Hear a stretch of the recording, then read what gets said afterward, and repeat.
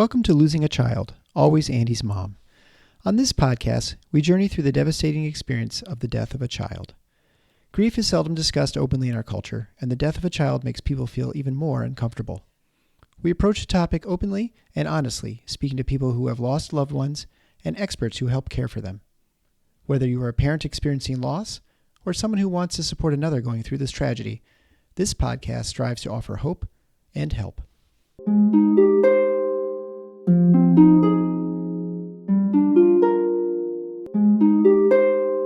Welcome to episode 141 of Losing a Child, Always Andy's Mom. I'm Marcy Larson, Andy's mom. Today you will be listening to the recent live stream that Gwen and I just published this last week on Facebook and YouTube. So this is just the audio version of that. This is when we talk about caring for grievers and how we are together trying to help healthcare workers care for grievers better. And then even more personally, just how other people have been caring for me during this really hard season of Andy's birthday and graduation and just honoring Andy in different ways. It has been beautiful, but in many ways very hard. And we go into that discussion as well. So sit back and listen to Gwen and I talk today. Today's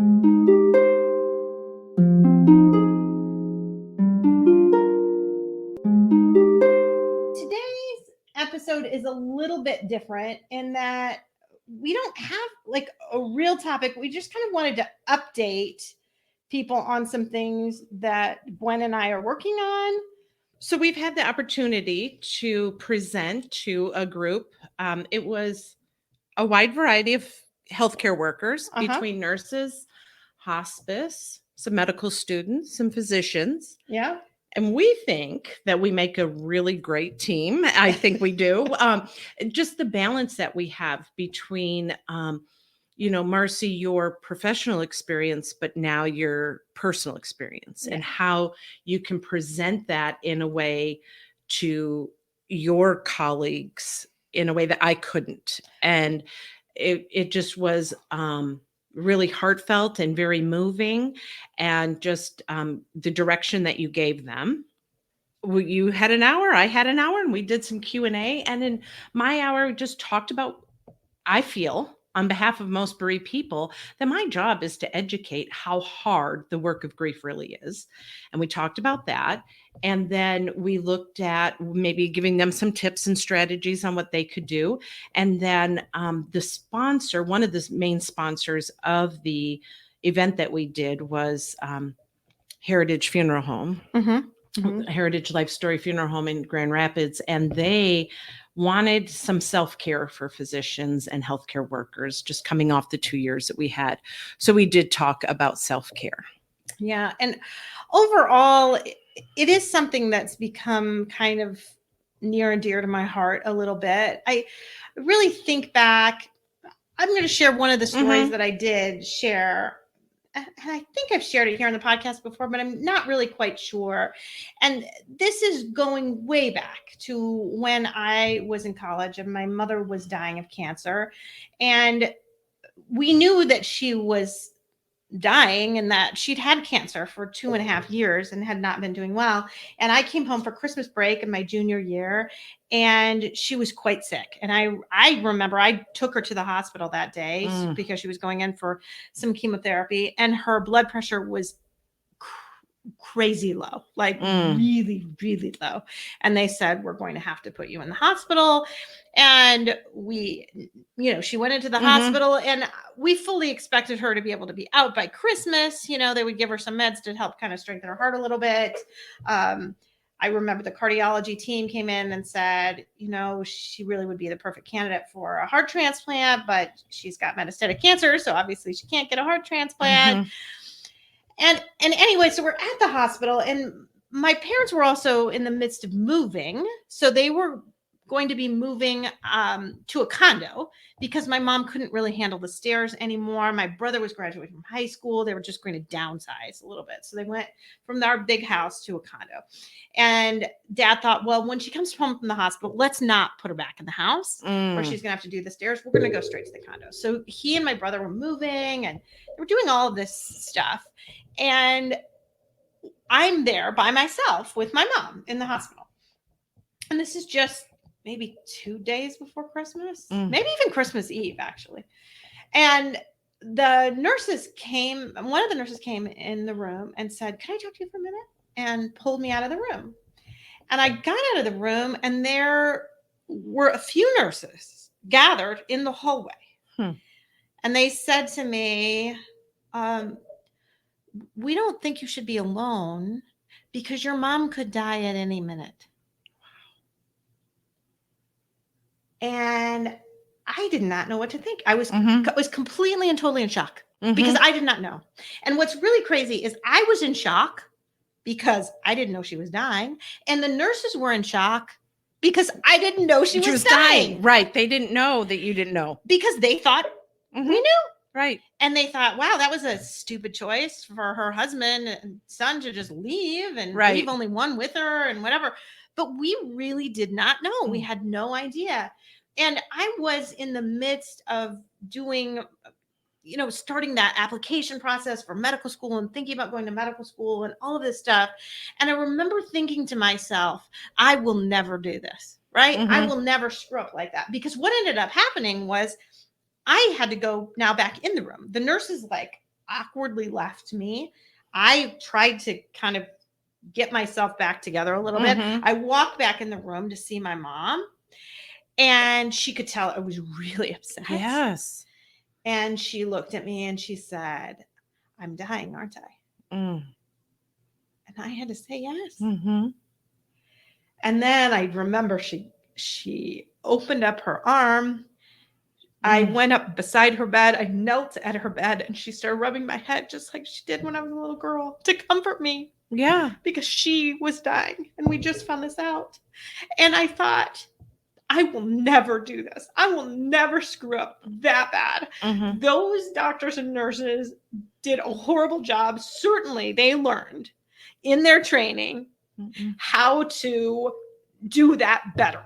I mean, a 21-year-old college student should not have to be the one to tell her mom she's dying. Right. Right? Yeah.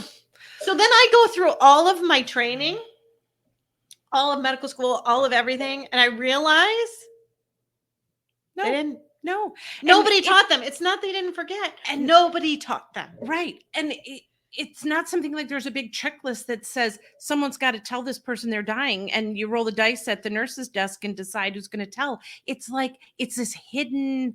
Yeah. And the nurses think that the doctors did it. And I think, honestly, in hindsight, I really think that the doctors thought they told us when they said she would be a perfect candidate for a heart transplant, but she can't have it because she has metastatic cancer.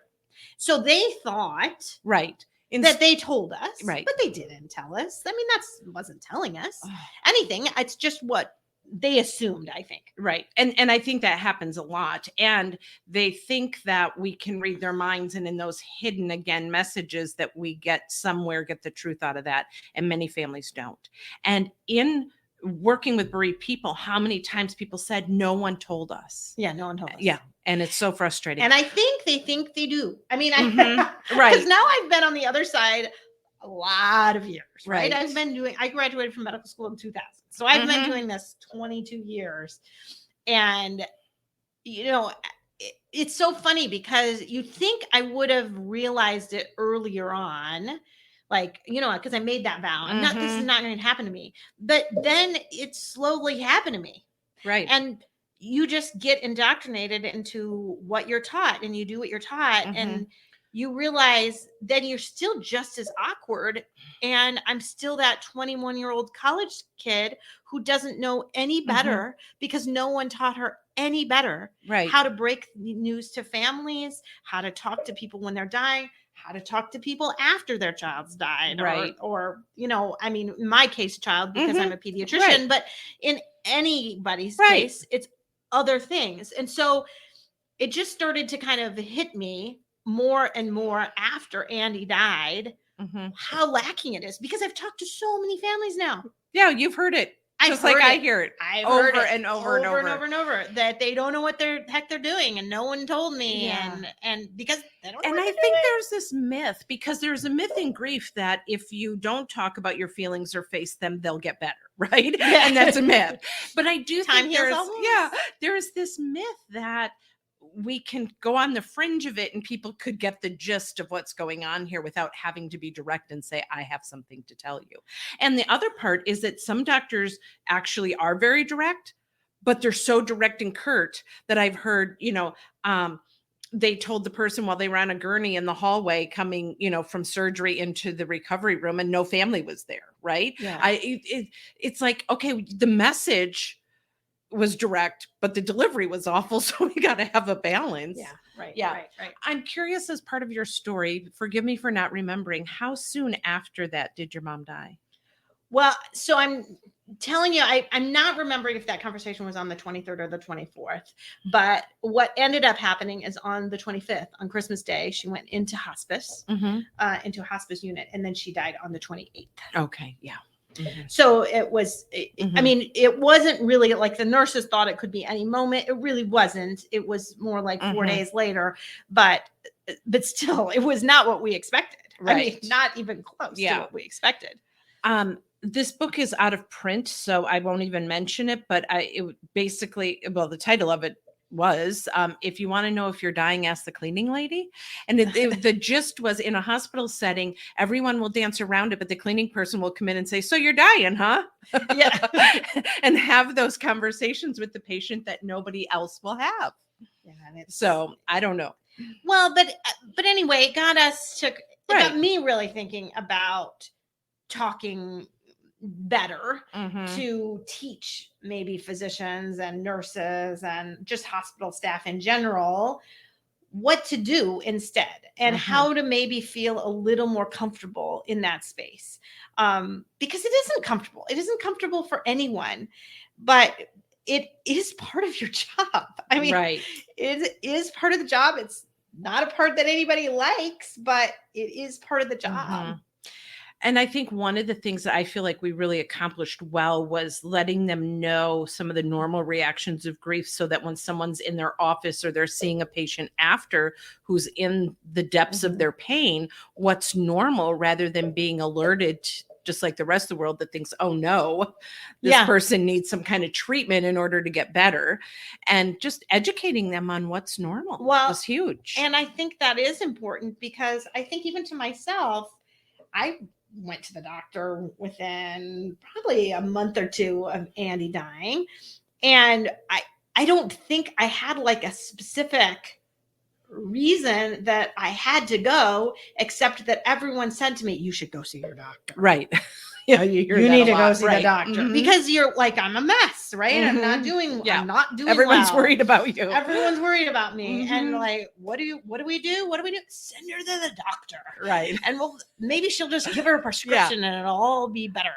I do think that's people's way of feeling comfort, like the doctor's going to know what to do. I right? know. Yeah. And you know what? The doctor doesn't have any clue what to do, unfortunately. I wish they did. Now, we're saying this, and if people are watching now or later, I'd kind of like to know some of we don't want to hear just the bad, right? There are bad, and there are beautiful stories too. Yeah. Right. Yeah. The good ones of who's gotten it right and how they handled that would be nice to know, because there are some very compassionate. Oh, yeah. And I'm not saying that those who don't do it well aren't compassionate. No. I go back to what you're saying. They were not taught.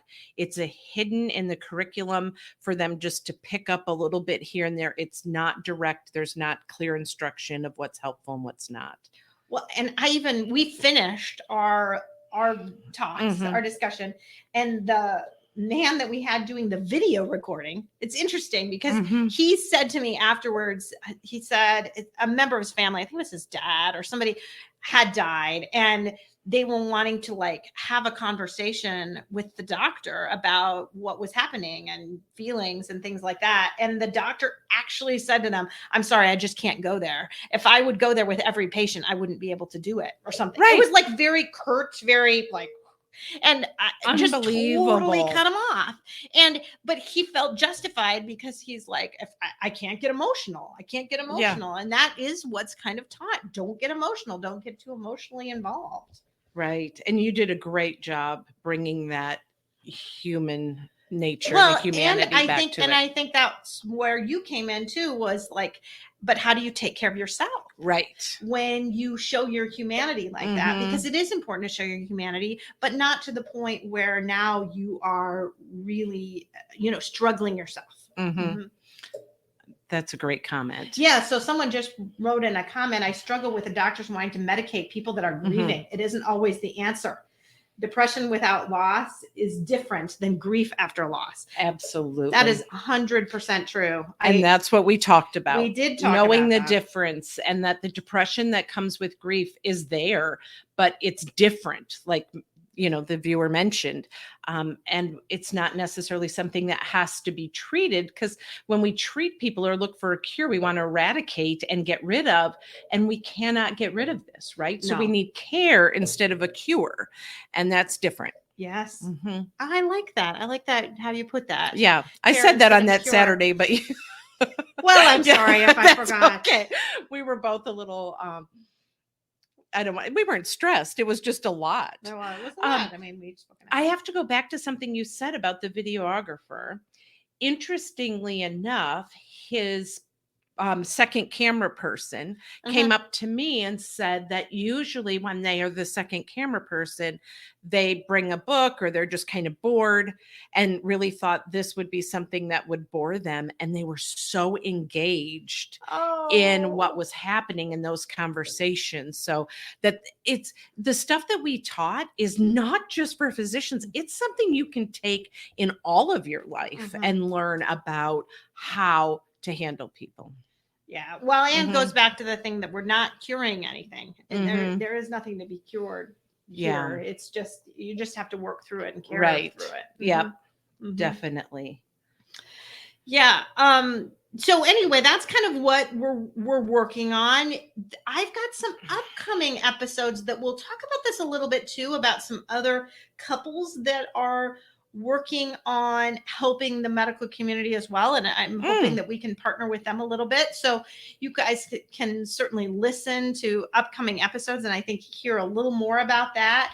And if you have ideas or people that you think we could talk to that could really help with this, we would be happy to, because really, I do feel like, as much as I feel very called to care for grieving people, I feel really kind of equally called to care for people who are caring for grieving people, because that is what happens. Well, the medical it's where you community live. is supposed to care for people, and they don't know how to care for grieving people. Right.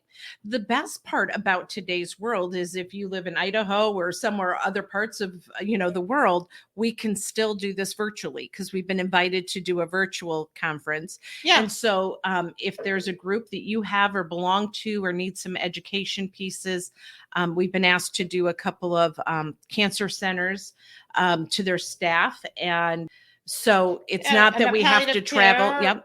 It's and not. Then we're doing a suicide summit. We both did that. And that was all virtual. And that's going to all be virtual. I mean, we've already recorded it, but it's not been out yet. I'm imagining people thinking, well, how much would it cost to have them come to, that in today's world, I do a lot of virtual presentations. Yeah. But yeah. Well, and I've spoken to medical students before as well. So right. Anyway, I think it would be a good way to kind of expand things and try to grow the message a little bit more, to spread it out to more people.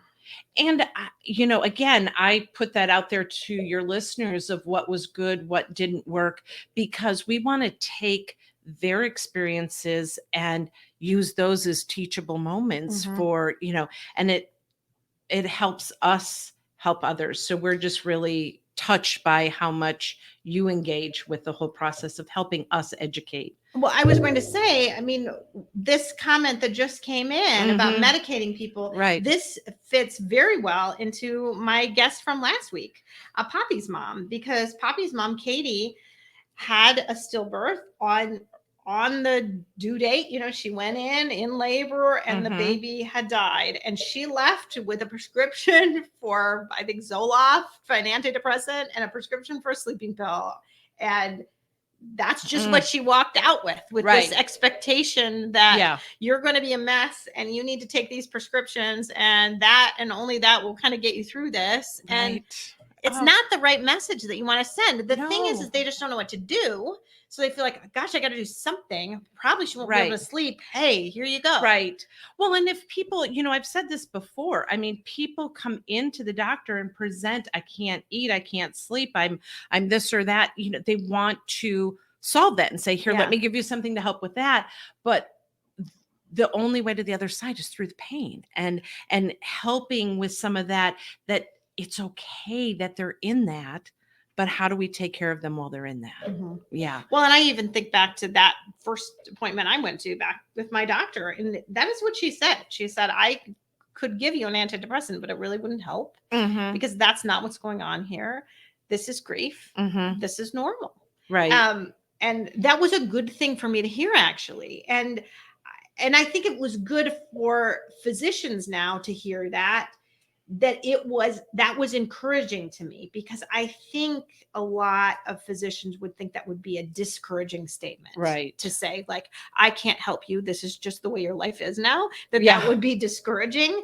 But it really wasn't, because it was more like, this is normal, and I know this is hard, and I know this is terrible, but I've seen this, and what you are doing is normal. Oh, and that makes me feel like, oh, okay. Yeah. I'm not going crazy. I don't suddenly need all this medication to make me better, because honestly, that doesn't feel good to me anyway. No. Right. The whole idea of like taking a pill to feel better seems weird. Right. And that's 95% of my job is normalizing the reaction. So people go, oh, so I'm not crazy. I'm not. And when people reach out to me for help, they say things like, I'm not doing well, I'm a complete mess, I'm losing it. I'm just trying to think in the last week, some of the messages I've gotten. I could dig out my phone because someone messaged me and I forget the line that she used. I think it was, I'm a complete wreck and I'm going backwards.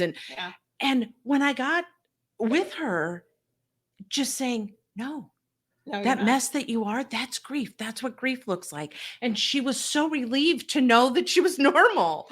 Yeah. Like, oh, this is part of it. So I'm not losing it. But again, it's the rest of the world. And people don't want us to feel that way. So they do want to take it away. They want to find something quick, easy to make it go away. Of course they do. Yeah. Of course than to just sit in it. Yeah. Yeah. Yeah. It's really uncomfortable. It is. And that's what we talked about, is being okay with confusion and being okay with disorder, and that just that dark despair, right? And not feeling like we have to find a way out. I don't have the answers, and I walk with bereaved people every day, but I don't feel the pressure to get them out of that, because I know what it takes. And it's that walking beside and being there. Yeah. Yeah. But I know why people act the way they do. It just doesn't help us. No, it really doesn't. Yeah. So anyway, we're hoping that will kind of help people a little bit. The other thing that I wanted to talk about today was just kind of just an update on me and stuff that's been happening with me in my life, because I don't like to talk about that so much when I'm talking to other parents, because it's their story, right? It's their story. Yeah. It's not time for my story, but yet there is kind of a lot going on with my story right now. And if you had not told me so many times to not use the phrase, I'm not doing well, all of that you just said, I would have said to you today, I'm not doing well. Right. I'm a mess. Things are really hard, because things have been really hard. Yeah. Things have been really hard. I mean, this has just been a hard month, and I'm still feel like I'm not quite through it. It started with just the anticipation of Andy's 18th birthday and all of that. And then just kind of has continued one thing after another. you know? Mhm.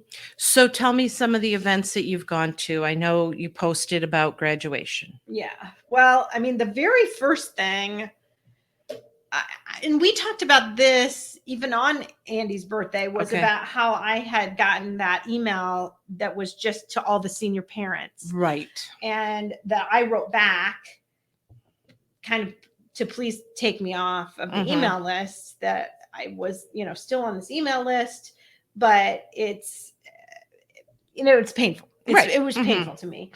And so I sent that back, and then I got a message from the principal.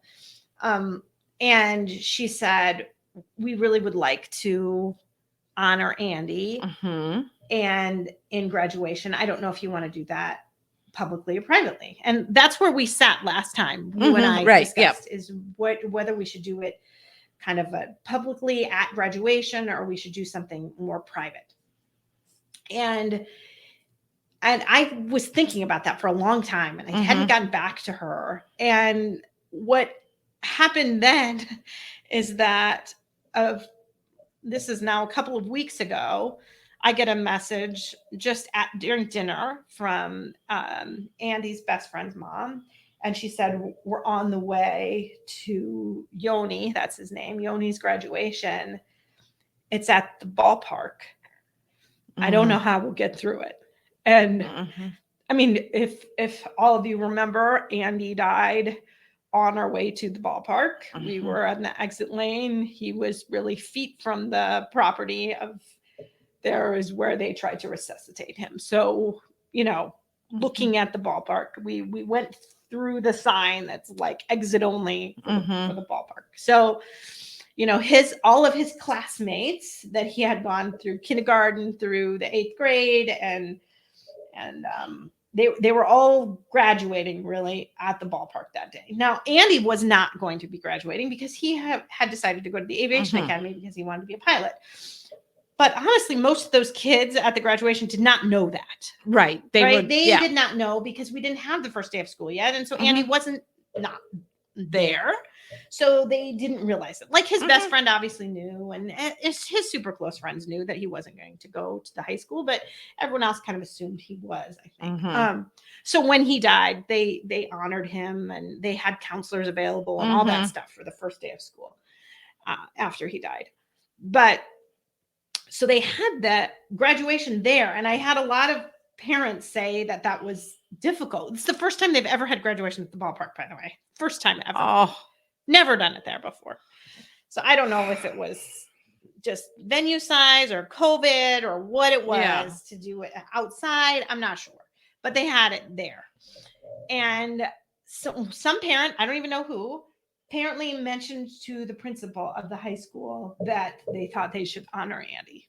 And so he's going through his speech towards the beginning of graduation after everyone came in, and he had this like graphic up where he's describing the class, and one of the characteristics they had was nicest. He was talking about how this class had the nicest group of kids, and then he said, and one of our nicest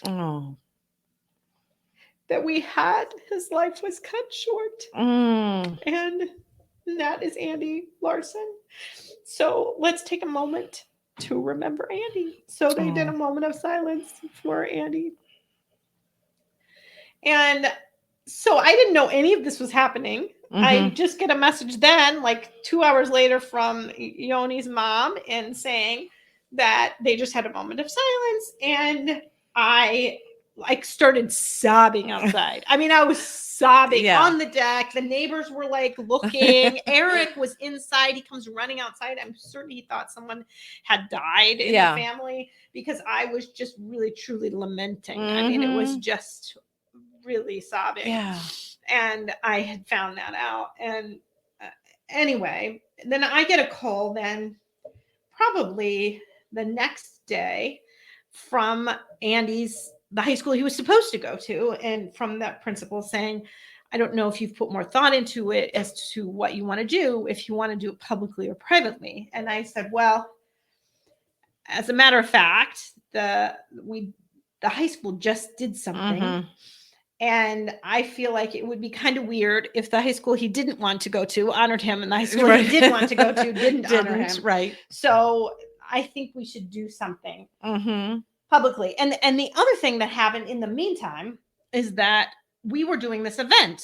You and I were doing this event. And so we wanted to do a little bit of media to promote the event so people would come. And so I had talked to our Wood TV, our local TV station here in Grand Rapids, who's like the big TV station that everybody watches, to see about going on to kind of promote that, the healthcare talk. And so they agreed and they were excited about it, and they came and they videoed me seeing patients at work, actually just like a fake patient, and then they came to the house and he's setting up the cameras and we're just there chit-chatting, and all of a sudden the cameras start rolling and the reporter says to me, "So something really special happened with your family last night, didn't it?" Oh, you were not prepared. The day after that, and I had no clue, and I thought I was all prepped for this interview because I knew what I was going to talk about. And then they went in the back door to the emotions. She did. So she caught me off guard. She brought up the graduation. They showed the graduation moment of silence on TV. They showed what's crazy is they showed it on TV. I think three days. Times. Yes, they did. They did. They showed it Thursday, Friday, and Saturday.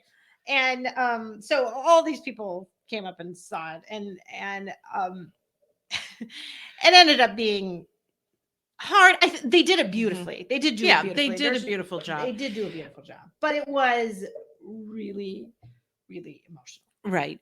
One of the things that I took from watching it and knowing, how you went into it thinking I'm promoting an event to the story that it morphed into was that the community really does love your family. I mean, your family was known before Andy died, but then when he died, and then you starting the podcast, and now your, movement in wanting to help physicians and healthcare workers, I just got the sense that they loved you and your story, and it took on a life, and it was beautiful. It really was, but it was not something you went in that day expecting. No, right. And I'm crying, and the cameraman is feeling bad because I don't have a tissue, and he got done recording. Like, I was feeling really bad, and I said to her after they stopped recording, "What was that? Where did that come from?" And she said, "Oh, I just saw it on Facebook yesterday. Like, you Facebook stalked me before coming to do this interview." So those moments, and I'm sure your listeners have had them too, where no matter how far out, no matter when it happens, it brings you back. So when you mentioned the sobbing out on the deck, that brings you back to that moment of they should be here, and that long, that ripping again of what you wanted to keep, right? Yeah. And it feels like it was yesterday. Yeah. Right? Yeah. So just warning the listeners that will happen, and it can bring you back to that day one, but you really aren't at day one anymore. I know, so but it does feel that way. It feels that way for that time, and not to think that now I've, gone so far back. But the one mom explained it to me. She just said, the well of sorrow is always inside of me, but it doesn't consume me, and I don't jump in it as often. But when I do, I don't stay in it as long, and she can jump back out, but it's always right there. Yeah. So, when those surprise things happen and milestones, I mean, you've had so many, 18, graduating. Yeah. So what did his school do then? So I have to go back a little bit again. So also, what's crazy is one of Andy's classmates, we just recently hired his mother to be a phone nurse for our office. And with our phones right now, after COVID, we have all the phone nurses just work from home. So I've only met her like twice. So I've hardly met her. But on his birthday, she sent me an email. And because I had cupcakes at the office for his birthday, and she said, "I have a story to tell you about him sometime."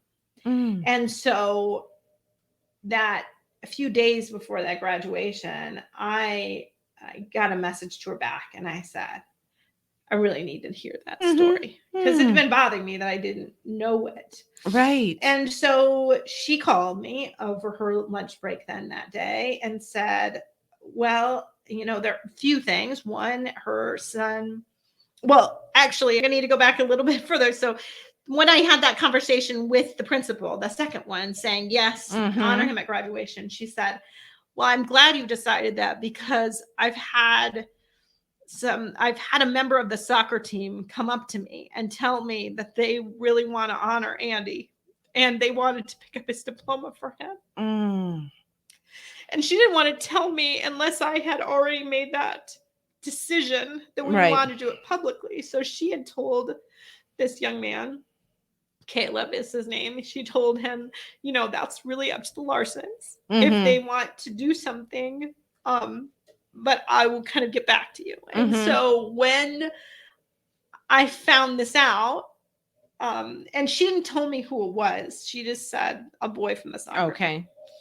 So but I wondered if it was this nurse's Mhm. son, Mhm. just because she had said she had this special Right. story and whatever. And so when she told me, she said they started playing together in the summer before it started. The soccer team would informally get together and practice. So there were no coaches, there was nobody, and it was Mhm. JV, girls, boys, everybody that Okay. played soccer would just go to this park and play. And Andy was super scared the first day he went. He didn't even want to stay. He was so tiny, Mhm. and then this Caleb got dropped off too, and they ended up walking in there together. And at first they just passed the ball just between the two of Mhm. them until the team kind of welcomed them in. And so they started kind of hanging out a little bit, and they had then their soccer practices together. And she told me a story. I had to buy Andy new shoes during soccer season because during the beginning there, because he went for a run and his feet hurt so bad he couldn't finish. And I just found out that Caleb and this other kid carried him over the finish line because his feet were hurting so bad. And then I went and bought him shoes the next day, which by the way fit me and I can wear. Oh, and I wear them really? on occasion. Oh. But the story she really wanted to tell me ended up happening on the day that Andy died, which she didn't realize it was the day Andy died. But the whole class volunteered for Kids Food Basket, and Andy and Caleb were put in the same group for Kids Food Basket volunteering. And Kids Food Basket is just a volunteer organization that like packs meals for kids in the community. And so they were doing this, and they got out early. I finished early that day. They were supposed to get done at 12 o'clock, and I think they got back at like 11:15 or 11:20. And so Andy calls me and said they were done early. And I said, well, I'm just finishing up with patients. I'll come get you. I then sent him a message when I was leaving. I said, I'll be there between 5 and 7 minutes. Mhm. And Andy called me back after 5 and said, Where are you? No. I thought that's what he was saying. Yeah. I thought he was saying, where are you? Yeah. And I said, buddy, I told you 5 to 7 minutes. It's been 5. Give me 2 more minutes. I'm almost there. And he said, oh, Mom, it's not that. I was just so excited to tell you about my day. Mm. And so he just wanted to tell me because he had so much fun. Well, it turns out Caleb's mom had to go pick him up, too, that day.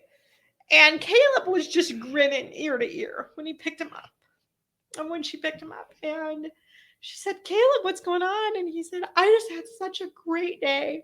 I got to work with Andy today, and I tell you, he is just the nicest kid. He said, Mom, he is so nice. It almost seems like he's an angel and not like a real person. Oh, my.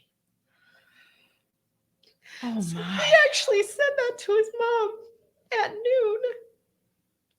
Then they had soccer practice that afternoon, and then at 7 o'clock, 7:02, Andy died. Mm-hmm. So it was only, hours before he died. So anyway, it was pretty special.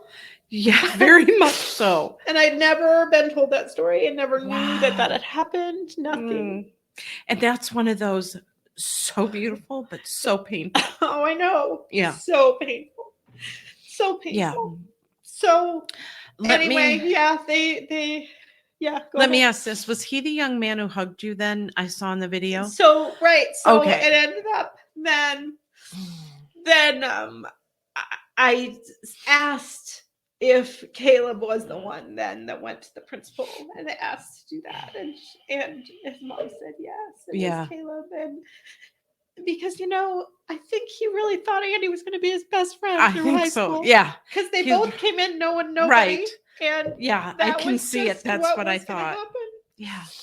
So anyway, when it came time then to plan what to do at the event, they were like, she said, if you would like to come up and get his diploma, or you want Peter to come up and get his diploma, you can. And I said, I think really I want Caleb to get his diploma. Yeah. And he can bring it to us. And it felt like we wouldn't be as much of a kind of like a spectacle almost going up, and we could just be off to the side. Just less pressure. Right. And Caleb really wanted to do it. I mean, he really wanted to do it. And so he did. So he picked it up and he handed the diploma to us. And I will tell you from watching it, it's on your website so people can see it, correct? Yeah. Okay. So I watched that, not knowing the story that you just heard. I did not know that till this moment. I watched that, and when he hugged you, I thought, he's really hugging you. Yeah. And so I wondered myself. I've seen a lot of people hug. Is I'd never met him. Isn't that amazing? I'd never met him. And the way he touched your back, it wasn't like, and this was so interesting. Here I'm your friend watching it going, don't be awkward, young man. Don't be It was so beautiful watching. And he stayed in for because I just needed to hold him because I just needed to almost pretend like it was Andy for just a second. Yeah. Yep. Yeah, very much so. And it really was beautiful. So now hearing the story and watching the video, that's beautiful. So there's, I don't want to call them blessings in disguise, but just beauty among the ashes, right? Yeah. Yeah. And he told his mom afterwards, he said, I could feel Andy with me. Oh, that is so beautiful. I think that's why he gave me that extra hug too. Yeah. I think he felt. I could tell. He felt like he was giving me a hug for him. Yep. Yep. It was beautiful watching it. Yeah. Now having the other part of the story. What an amazing young man. And just two things that you've said. The principal at the other school saying about a nice class, and Andy was one of the nicest. And just hearing these themes, and some of you have these same themes with your people after they die, that you hear so much about who they were and how they touch people that you didn't even know. Yeah. It makes you miss them even more, but there's that sense of now everyone else understands too why they were so special. Well, and you know what's funny too at that graduation, I felt like, Did you want one? I was being selfish and getting myself one. So we stood off to the side so it would be not so much of a deal, right? But everyone in the whole auditorium stood. Yeah. And I was not expecting that. Mm-hmm. I was not expecting them all to stand for him. Yeah. So that was nice. It was. Yeah. And to honor a life and to take the time. And I probably should, I'm writing myself a note to write the principal a note to say you got it right. Because one of the things that I told you when we first got on is that this conversation is raw and honest, that we didn't, talk about ahead of time. What I wanted to ask her was, what did they get right? And I'm just reminded right now to reinforce the fact that they did do it right. They did stop and honor, because so many times we just go on with life and we don't stop and honor a life that was lived.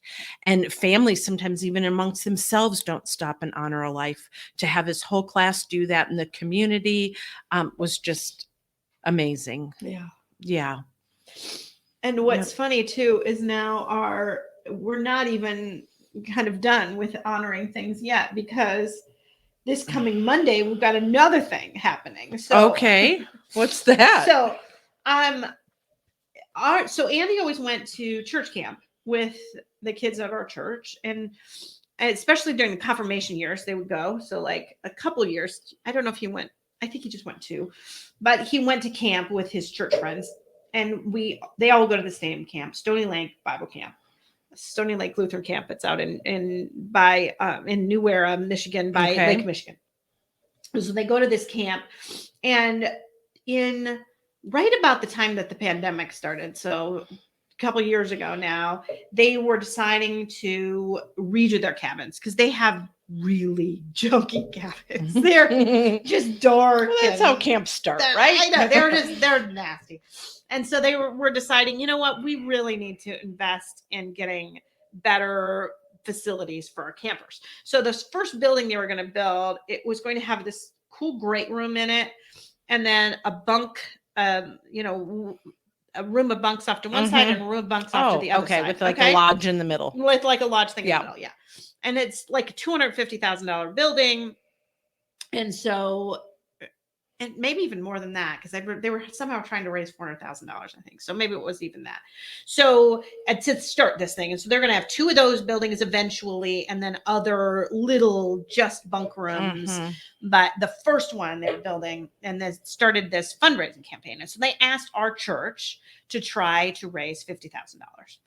And I immediately, when I heard this, thought to myself, this would be a way to honor Andy. And I thought, I wonder if we ask them, if we raise $100,000, if we could get some kind of naming recognition or something for Andy. And they were very gracious about that, thinking that was a great idea. And so our church, and then like over Facebook and family, friends, things like that, ended up raising $110,000.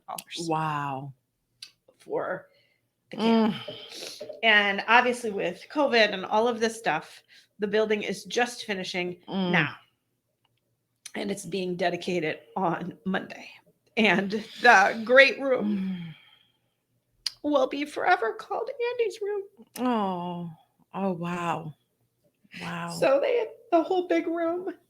Well, so anyway, it's beautiful, and the bishop of the church is coming, and the Lutheran church. And, Will they have a plaque too with his story a little bit? Do you know? Okay. I mean, I wrote something. Oh, good. Yeah. I was going to suggest that, because there are a lot of, your listeners and families who take and raise money and do some beautiful things with it in memory of their people. And I always say, I want the story to go with it. That's what matters to you. The building's beautiful and everything's great, and people are going to go there and their spiritual lives are going to be changed. It's all wonderful.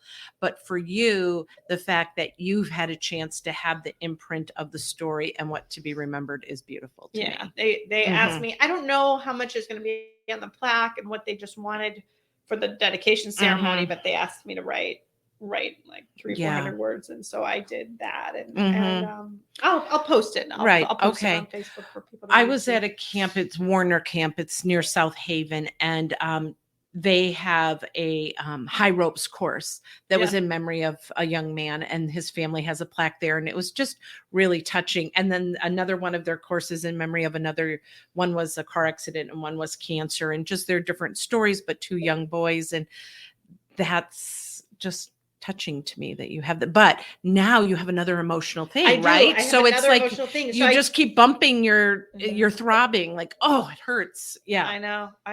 And what's kind of funny too is that I've shared this. I've not shared it with a lot of people, that either the camp thing or the graduation thing. I didn't, because every time I would share it with someone, they would just smile and say, "Oh, that's so great." And you're like, "That's so great. I'm bleeding." And I was like, yeah, it's great. But it's so I use this because I recently interviewed someone, and it's not aired yet, but you'll all recognize it now when you hear it. But her daughter had said something was excruciatingly beautiful. And I was like, that's what it was. Yes. That's what graduation was. It was excruciatingly beautiful. I love that. Yes. I think Monday will be excruciatingly beautiful. I like that term better because I'm so it's just not helpful to me when I tell somebody Right. about something that's going to be really heartbreaking and They really go, difficult "Yes." and challenging for me. And then all I get back was, that's so great. That's wonderful. They're Yeah. doing that for him. Yeah. And No, all it smiles comes with like it's so all much. beautiful. Yeah. And like, oh, but there's so much not beautiful. Right. So excruciatingly beautiful. I love that. I had a friend talk to me about a Bible study she's doing, and she said, the heart obedience part. And I thought, heart obedience, because so many times people say, just obey. Like obedience is so easy. It's like, no, it's hard. Yeah. So I love that adjective before the beautiful. It is excruciating. Yeah. Right. Yeah. Right. Yeah, So. there's so much, and you're just in a season of a lot of that right now. So I wanted to ask you, after the graduation ceremony, when you came home, what did you do? How did you feel? I'm like, do you find yourself more exhausted? Like, what were some of the physical things? So first of all, I couldn't eat much at all the day of it. I mean, I hardly ate. I couldn't eat dinner. Like, Peter comes down, what's for dinner? Like, I don't, whatever you want, because I got nothing for you. Because I felt like I was just gonna vomit. I was just so nauseated. And I got done, and I was just tired. But Valeriano, my foster son, came too, and he got me something to eat. So we ate a little something then. I mean, it was nice to get it done. I mean, in a way, right? It felt like such a task to have to do. So the anticipation was hard and caused the anxiety. So when it was done, at least you didn't have the anticipation of it. Yes. You still had the emotions and the exhaustion. Yes. Okay. Yep. And that's what we want, that's the part when people go, oh, that's so great, that they don't know. Yeah. Right. That comes with it. That it was so exhausting. Mm-hmm. And I mean, it worked out just beautifully. I feel like the whole graduation even happening was like orchestrated from above, because they graduated on a Thursday. I, of course, normally work Thursday nights, and because Andy was not graduating, I did not take it off. But I was assigned to round at the hospital that week, which in one way was bad because I was having to work every day and I was so stressed out. So it was a hard week to work. But on the other hand, was good because on the weeks that I round during the day, like that Thursday, I only had to see patients for like 3 hours. Right. So, or 2.5 even. So I saw patients for 2.5 hours, and then I went home at 3:30, and this graduation is at 7. Well, normally I would have been working past 7. So I never would have even been able to do. So it was like worked out well. And then it was Eric's golf night. And then, but he had an early tea time, but it turns out then it rained. And so it was canceled anyway, because he was going to have to leave early to get there. And so it just felt like it was meant to be, that we were meant to go. Be there. And we were meant to be there for the thing, even though we wouldn't have taken it And there off. were other names on the list too. So other students had died? No, it was just him. Where did I see like 4 names at a school? Wasn't Andy's? No, was it must have meant somebody I'm going to else. look it up. It was not. Okay. Somebody that I saw, and I meet so many people, so forgive me for not, but there were 4 names. Yeah, no, that, you know who that is. I know who that is. And now I'm feeling terrible because now I'm blanking. Well, I feel bad too. This is. But it's I'll remember afterwards. All right. But my thought with that is that, one of the things that your listeners sought out in the podcast was they're probably some of the only people in their community who have had this happen. But I was thinking of that school or whoever that stopped and had 4. Yeah, they did. And it's like almost having your own little grief support group right in that, community of grieving people. But many times we're the only one, and it could go years without another student dying or having that. So, well, and I know I talked to that mom, Elias. Yeah, maybe it was Tanya. Yeah, yes, it was with Brooklyn. With Brooklyn, yes. That's who okay. It was. Now, interestingly, so Brooklyn, I think, died when she was 10, so quite a bit younger. Yeah. But they still honored her at graduation, and they honored all 4 of them. But she said they were the only parents to go. Really? The others didn't go. Oh, I didn't know that. Yeah, and so Because she's she was- had one of those because really hard I read seasons. that. Yeah. It was the day after they had done the moment of Mhm. silence at Andy's. And so Mhm. shortly before I did mine. And so I wrote to her just saying that I was going to Right. be doing it. And so she wrote back to me and said she was the only one. So Wow. mhm. Wow. Yeah.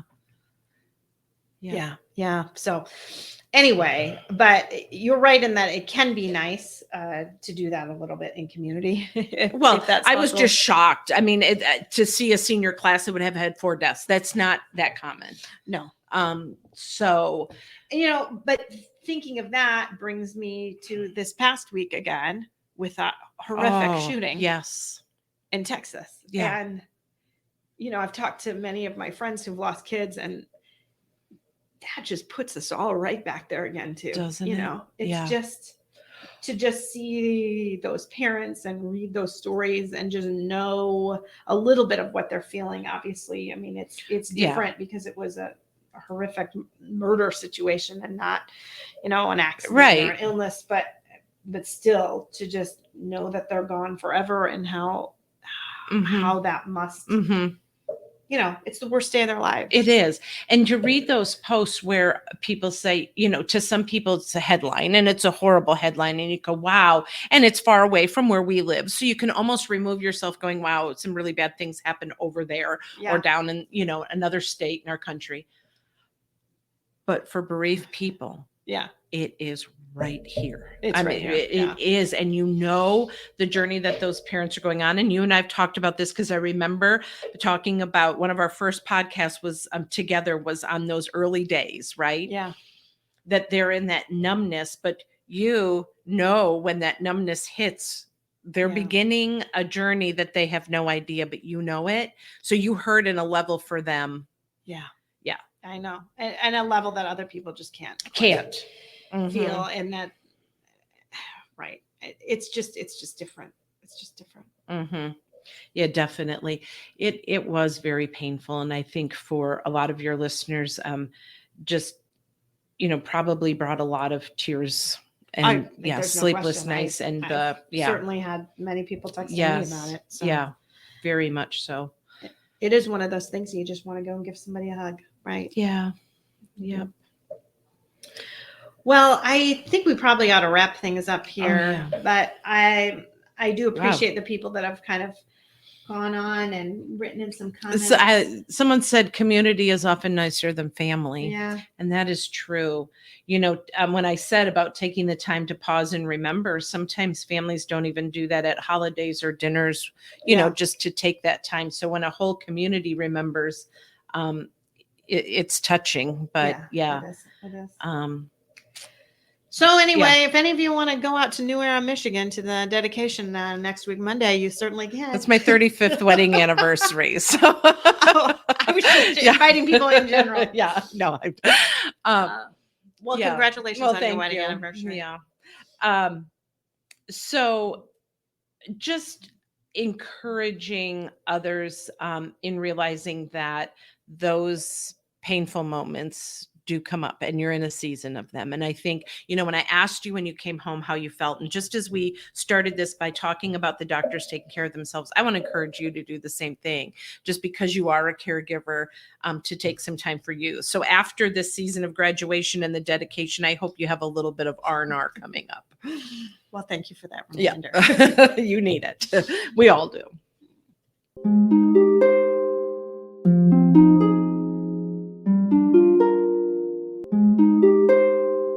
Thanks for listening. If you found this helpful or would like to support the podcast, please leave a 5-star rating and comment. To help financially, you can text Andy's Mom to the number 53555 or visit the donate page on andysmom.com. Your donations are secure and tax deductible, and we are now able to accept Venmo, PayPal, and Apple Pay. Always Andy's Mom is a registered 501c3 organization and can receive donations through smile.amazon.com, Thrivent Financial, and Benevity, amongst others. Marcy loves hearing from listeners. Please feel free to reach out to her via email at marcy@andysmom.com. Also, be sure to sign up for the email list to receive weekly updates as well as pictures of all of Marcy's guests and their children. Together, let's work to inspire hope, one day at a time.